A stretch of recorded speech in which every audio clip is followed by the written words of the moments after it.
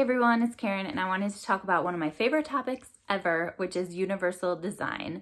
So, universal design started like around in the 70s, but it was kind of like a long period, I would say between like the 40s and the 70s, that it kind of like slowly got started. Basically, in the 1900s, people started living longer, and thus there were older adults that were struggling to get around. And in addition, after World War II, there were all these soldiers that came back with physical injuries. And so universal design was kind of created in architecture to allow people to have access to their environment. So that means like the little cutouts in the curbs so that wheelchairs or whatever can get up. That means including elevators and buildings and all sorts of other stuff. Also, sometimes people don't think about the visual things that are on sidewalks, like maybe a color around the edge so you know that there's going to be a drop off or a change in the height of a step or something like that. So all those changes happened, and now there's all these laws surrounding them, at least in the United States. And I think this honestly actually started in other countries before it came to the United States, but there are all these laws now so that if a building is newly constructed, it has to be constructed in a certain way to make sure that it's accessible to all sorts of people. And that concept in architecture later kind of flowed into education. And now this is the part that is so interesting to me as a special education teacher, just on how we can allow for classrooms to be accessible to all students. So not just the physical space of a classroom, although that's super important too, but like the actual learning of a classroom. So mainly, I would say the biggest way that this looks like in a classroom is just reading, because reading is a huge barrier for a lot of students. So there are many students that have dyslexia or some other sort of reading disability, and they are so smart. Just because they have a learning disability does not mean that they are not able to cognitively grasp the material, but sometimes reading is very difficult for them. And so we need to think about equally valuing reading with our eyes and reading with our ears, and having tiered assignments that allow students to access information at different levels. This also includes things like different seating methods, flexible seating, different like sensory tools and stuff like that. So that made it really interesting for me when I first graduated with my degree in special education with emphasis in learning disabilities and emotional impairment. I really wanted to be a general education teacher first, because I wanted to create this classroom environment that was accessible to all students. And I have had a chance throughout my years teaching to do that, and it's been super rewarding and super fun. But my first job was in special ed, and the majority of my experience is in special ed. But this idea of universal design kind of leads me to this book, which has really allowed my kind of schema for disabilities, I guess, to even switch even more, even though I have like such a background in special education.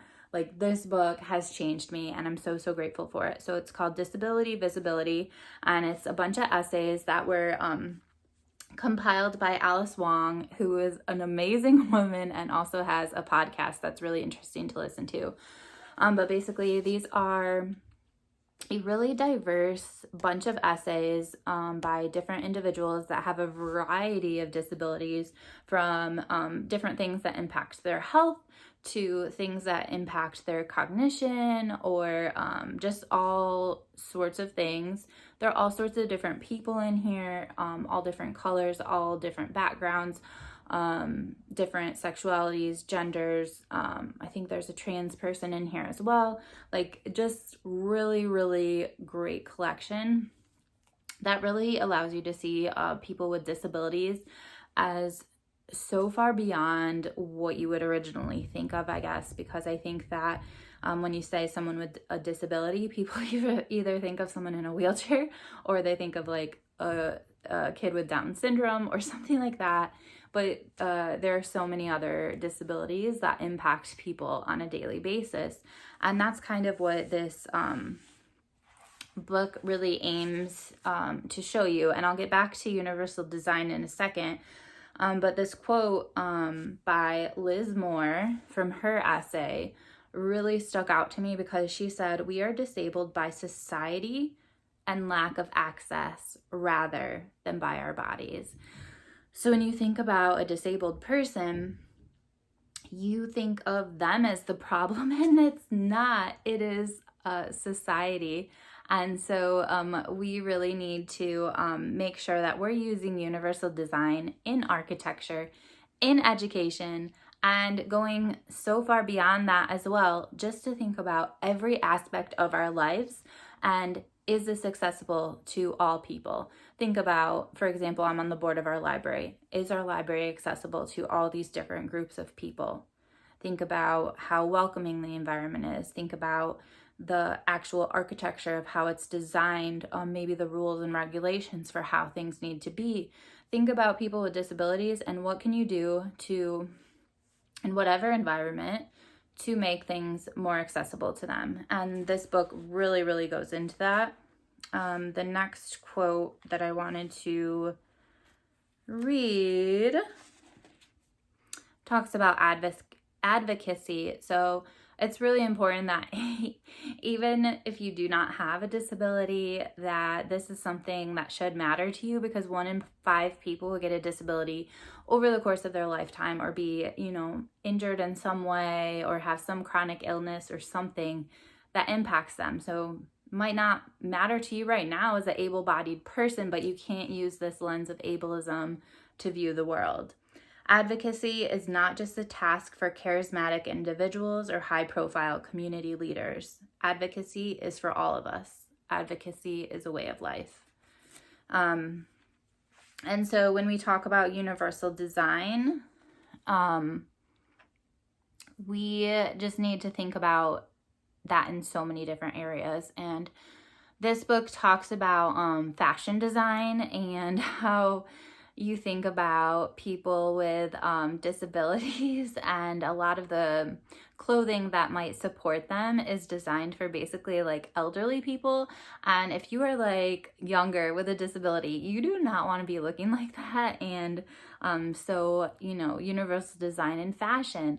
I think Athleta does a really good job as far as sizing, of having the same item in a variety of different sizes, as opposed to all of a sudden you're in the plus sizes and now you have to wear something completely different.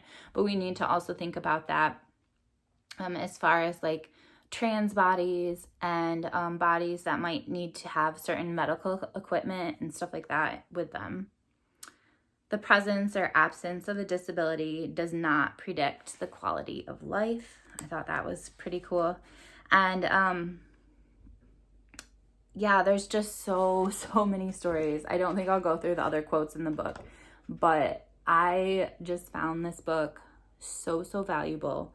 If you interact with people ever, I feel like you should read this.